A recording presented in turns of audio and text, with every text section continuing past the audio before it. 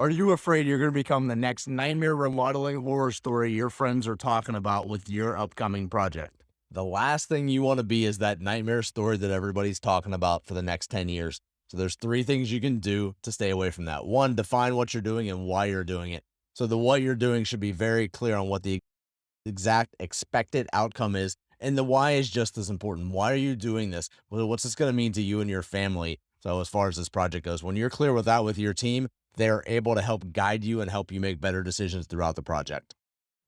You want to make sure you have all of your project finishes decided ahead of time. I see so many times where homeowners won't have things chosen and then they come back after the project started. And what does that do? So it causes rework. So it causes frustration. It can cause delays in getting items in. So all of those things create extra frustration for you and turn this into a nightmare. And that's the last thing that you want. So, and finally, you want to make sure you have clear communications on what your expectations are before you begin and choose any contractor along with as you're going through it. So you want to make sure they know exactly what you're looking for because when they know that, so they're able to help keep that project going to the result that you're looking for to hit that vision that you've got in your head.